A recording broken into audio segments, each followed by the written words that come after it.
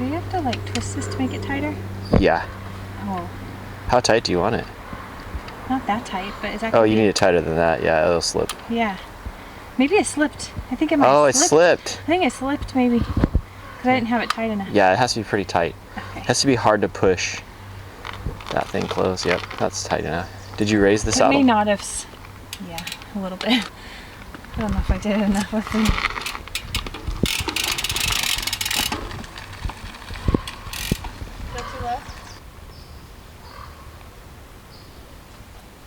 What exactly is a notch? I'm trying to think. A notch measures. A notch is it more or less than a hair? It's more than a hair. Okay. And less than a centimeter? Probably less than a centimeter.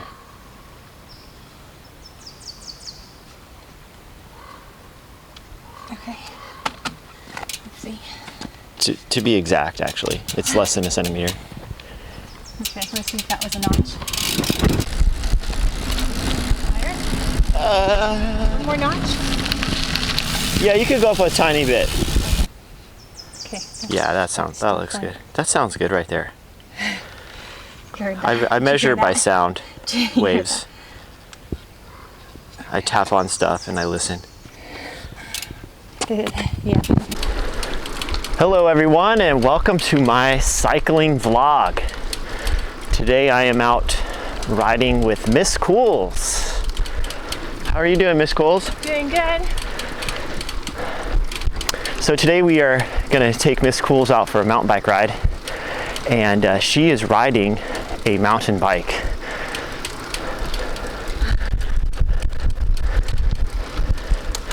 The bike is actually mine, but we're working on her one bike does it all, and that's a long story. Probably we'll save that for another video.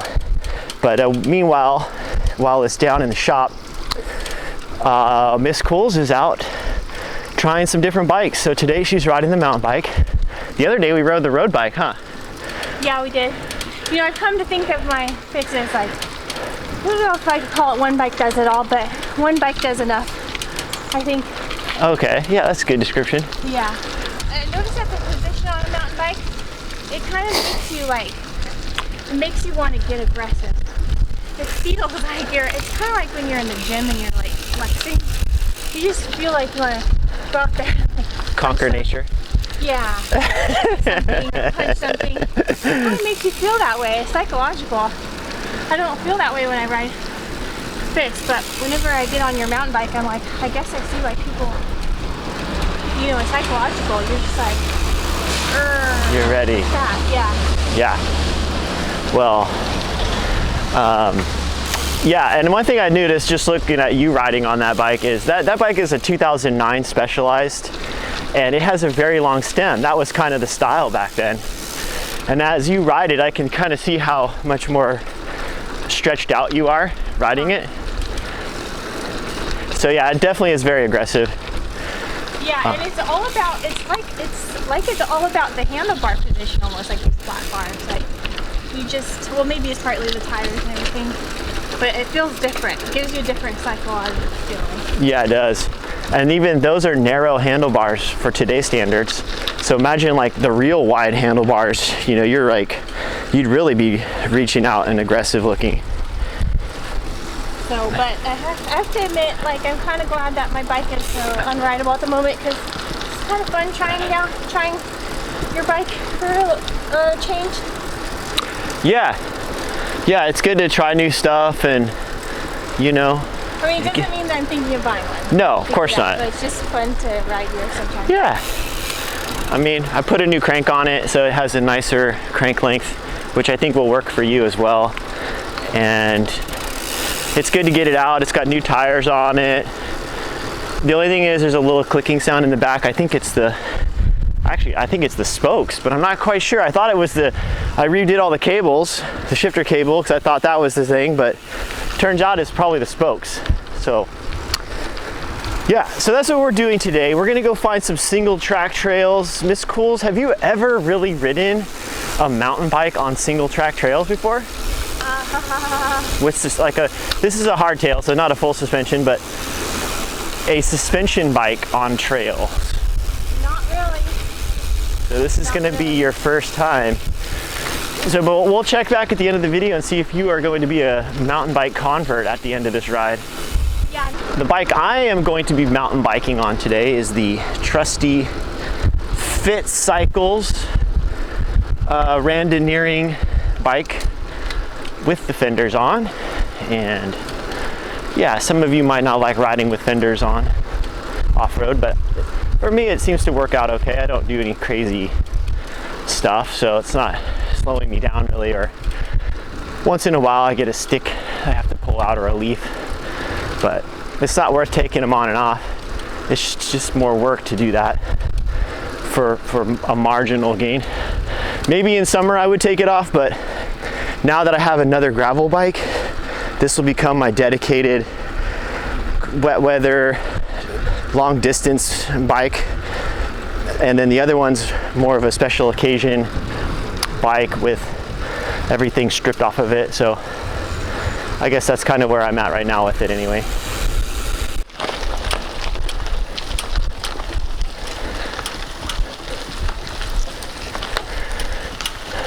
All right, so we're making our way up this first climb.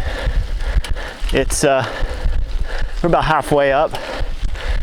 It's around 1,000 feet and it's pretty steep actually. The gradient probably on average is around 10, 11, but there's definitely some steep pitches like this one we just started here. This one's a little steeper, a little looser, but if you want to enjoy those single track downhills, you gotta do the climb, right, Miss Cools? Yeah, there's no ski lift there for a ride you can hop on, truck you can hop in.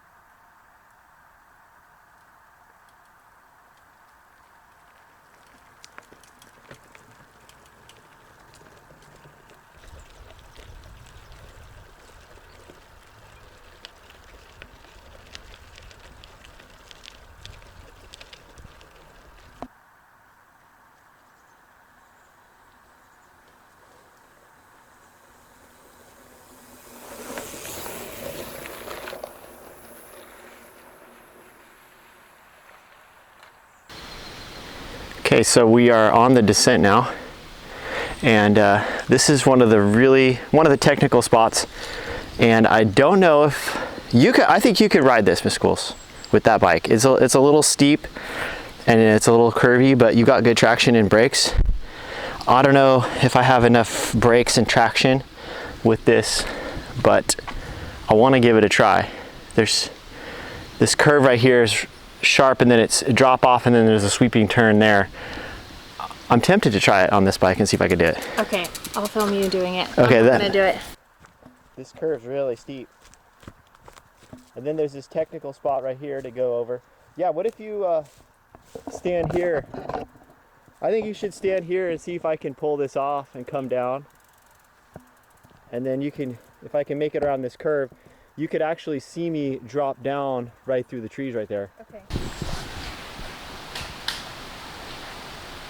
Oh man, I want to go faster, but I just don't think I can.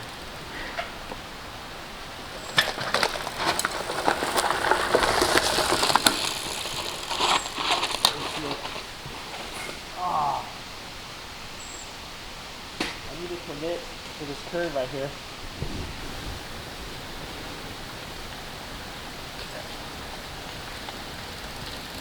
So this part's doable.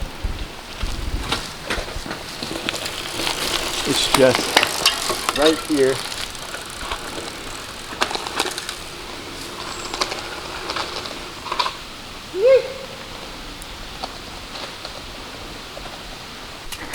Okay, I'm walking down what I mean, Henry Wildberry just rode right now. I've seen people eat shit on that on a mountain bike. You have, and you just, I mean, of course I didn't ride it fast, but I rode it. that's all that matters.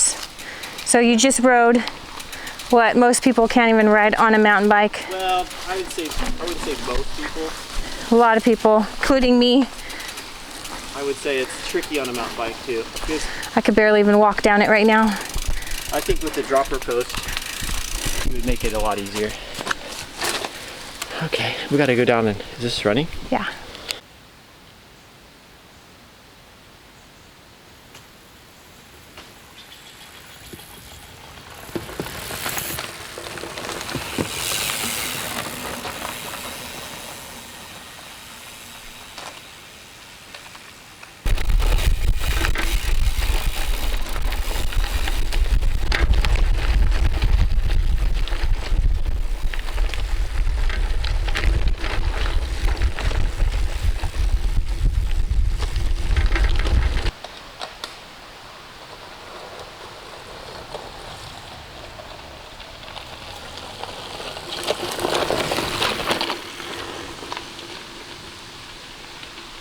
Do you think that was too low? Do you think that was too low? No. So apparently it's Henry Wildberry doing all the mountain biking today and not me, even though I have the mountain bike. He's doing all the actual mountain biking today. Did you think you got that other shot? Hope so.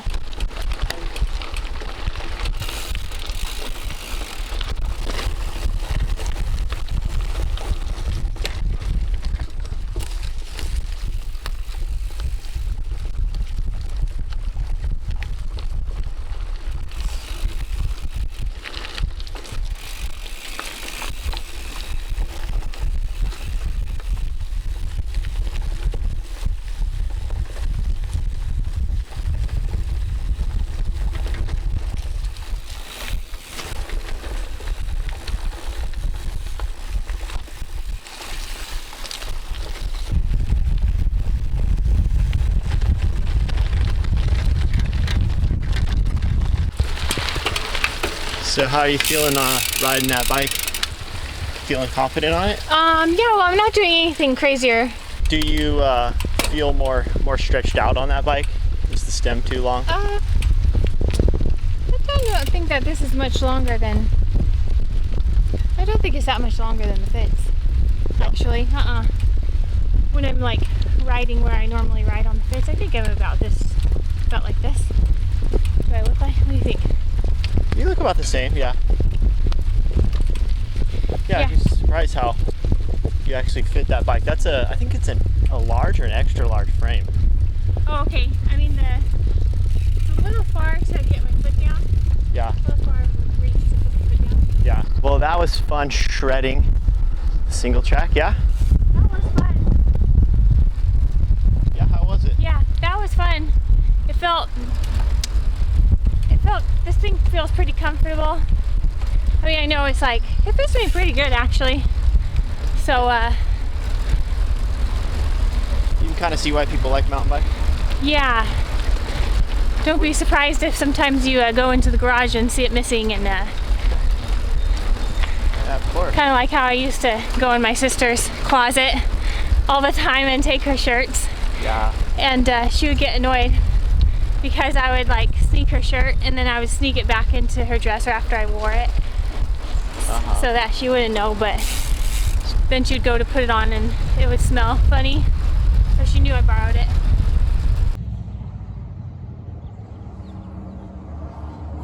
So when I put the new mountain bike tires on on the mountain bike, I ordered those Schwalbe, whatever they are, and I got them on a sale on a deal, and they sent me, I ordered 2-inch wide tires and tubeless, one of them tubeless, and they were on sale. For some reason the 2-inch wide was on sale, so I ordered two of those, and when they arrived they looked like they were identical. I went ahead and set them up, and I was out riding the bike and I was looking at the front tire and I'm looking at the back tire and I'm like, is this an optical illusion? the rear tire looks wider than the front tire. So I looked at the sidewall, and sure enough, it says 2.25. 2.25. You got a free upgrade. Yeah, and the 2.25 tires were not on sale. So I guess I lucked out. You did. Someone maybe they saw who ordered it, and they're like, oh, we'll give them a free upgrade. Well, they probably would have given me a 2.25 front and rear if they were doing that on purpose. I think it was a mistake. Yeah. I think somebody in the factory or wherever they pull the tires out from, just maybe they ran out and they were like, who cares? Just put a 2.25 on there. Yeah, or I was gonna say maybe it was the end of the day. Maybe it depends on what time of day your stuff gets thrown in the box, what'll end up in the box. Yeah, it was a Friday, so I advise if anyone's ordering something, do it on a Friday. Yeah. Because they're anxious for the weekend, so they're just gonna throw stuff in, whatever they have. Yeah, that's a good tip. That's a pro tip hack. That's a life hack. Miss Cools and Henry Wildberry's life hacks. Make your orders on Friday afternoon before a holiday weekend, and you just might get lucky. Maybe that's why. Maybe it's that bike's a little back heavy right now. I don't think I've ever done a wheelie before. I did an accidental mini one climbing up Freeze Out. It was super steep, and I just pulled up on the handlebars a little bit, and the top end came up so easy. Right on. Maybe it's because it's got the heavier tire in the back. Yeah, you're getting your skill set built up now, Miss Cools. Yeah. So don't be surprised if I see a hardtail mountain bike in pink in the garage one day. Yeah, although I don't think I would pick pink again. No. What would you choose? Actually don't know. Yeah, what color, if you were to repaint your bike or get a new bike, what color would you choose? See, it's hard to pick one color. That's why I was thinking like maybe if someone could invent a paint that can change color periodically, that would be pretty neat, because it's really hard to settle on one color.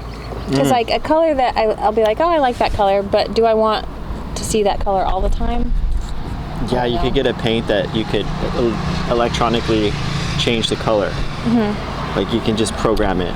And today you want purple, tomorrow you get blue, the next day you get red. Yeah. You could just program it in.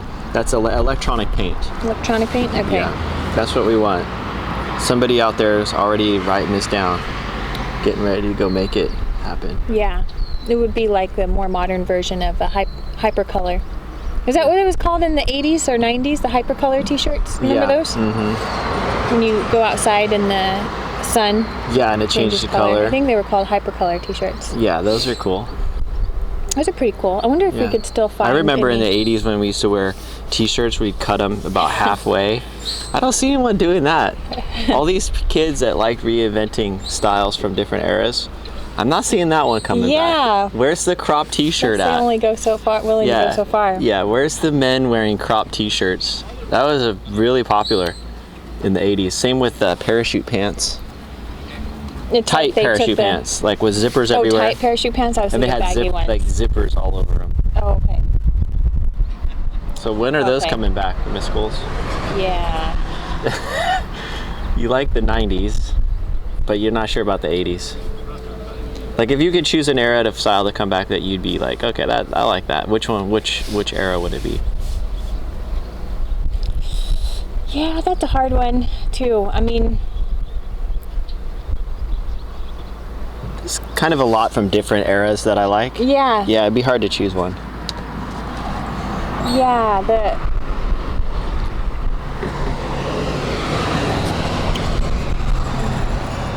that's a hard one. Maybe I should ask it this way. Which era would you not want to see under any circumstances ever come back again? Which style? Well, there were I think there was one style in the 90s that I thought would never come back. Because they were like kind of hazardous to wear around, and that's the super duper baggy. I mean, not baggy necessarily, but huge 90s pants. Oh yeah. So the legs were so huge, like the Jinko jeans. Yeah, that's what they were called. Jinko. That they would make you trip and fall. They were so big. Yeah.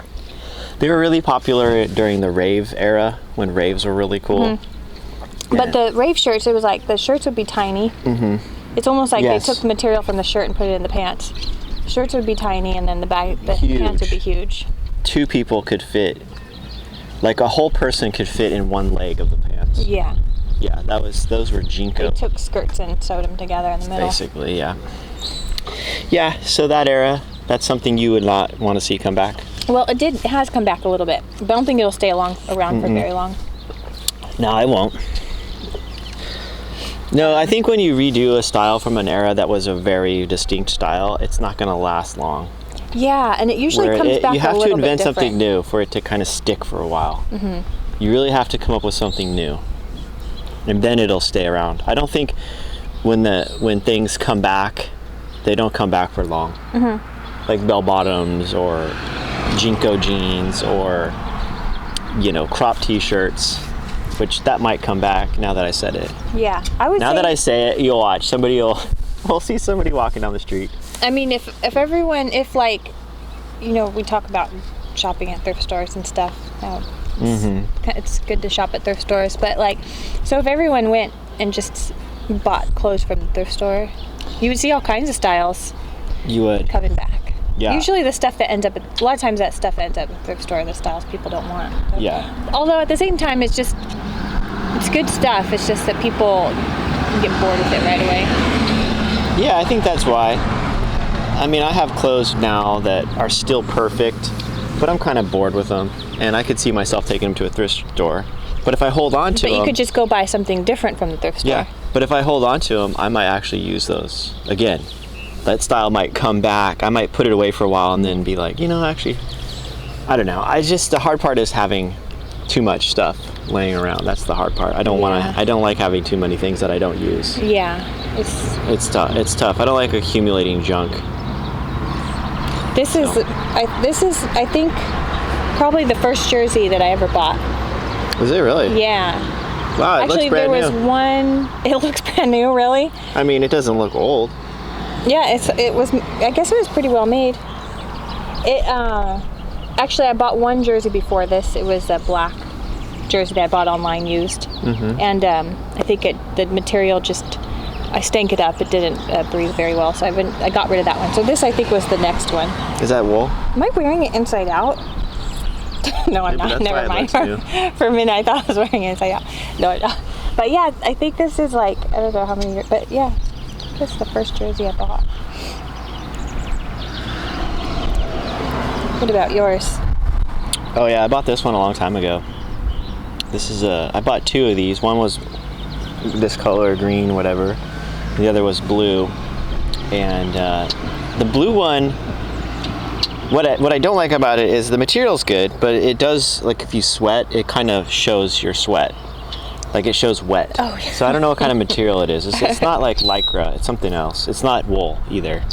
It's some other it's more of a natural fiber. It's nice. I like it for short rides like today. We're just out riding in the forest. It's green, so it camouflages you a little bit.